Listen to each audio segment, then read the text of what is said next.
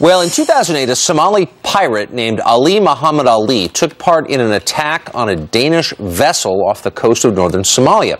When the U.S. captured him, the Justice Department decided to try him in U.S. federal district court rather than by military tribunal at Guantanamo Bay. Well, it turns out the jury found him not guilty of piracy, and the DOJ dropped the remaining charges against him.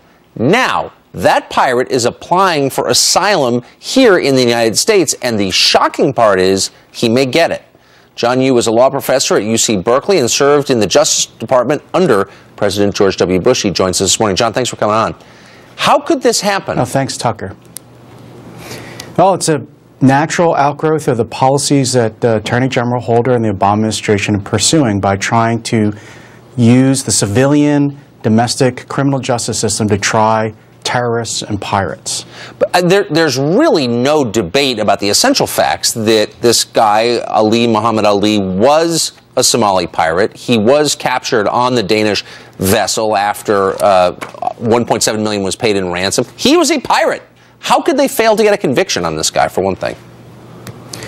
Well, it's just more bungling by this Justice Department. First, they bring this guy to the United States when he should have been sent, I think, to a place like Guantanamo Bay and tried, as you mentioned, by a military court or military commission, which are set up for these things. And then the prosecutors lost the case. If they had this kind of possibility in mind, they shouldn't have brought him to the United States in the first place. If it was a weak case, they should not have brought him into the country, because now what can happen is going to happen. He's free, and he can file to stay in the country permanently rather than being expelled and sent back to Somalia. We're seeing this with members of street gangs who are here illegally, who say, well, I was in a street gang, therefore I need asylum, and they're getting it. In this case, is there anything that can be done to prevent this guy from remaining in the U.S. under asylum, getting welfare, having the taxpayer support him when he is, again, for the third time, a pirate? No, I don't think so. And think about what would happen if the Obama administration has its way and brought terrorists from Guantanamo Bay for trial in civilian courts in the U.S., which they've said they've wanted to do. That would be the same thing that would happen with them. They could file for asylum, and if they were to get it, they could go on the public welfare rolls too and could not be expelled from the country. So we would wind up paying for food stamps and disability and housing vouchers for terrorists, just as we're going to do that with a Somali pirate.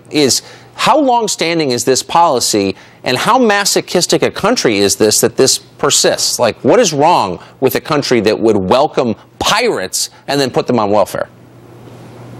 Well, I think it has to do more with the Obama administration being trapped by the anti-war ideology that they campaigned on and they've been pursuing ever since. This idea that terrorism is really just a criminal justice problem and that the Bush administration overreacted by using the military. But if you're going to treat it like a criminal justice problem, you're going to get acquittals, and you're going to get people like Mohamed Ali or terrorists who are going to go free and then are going to, as you said, get on the public welfare rolls, and they're going to cost the United States money.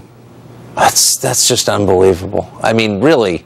And keep in mind, this guy, if he gets asylum, will not be an illegal alien in this country. He'll be here completely legally. John, thanks for a highly distressing but informative conversation. Thanks for coming on.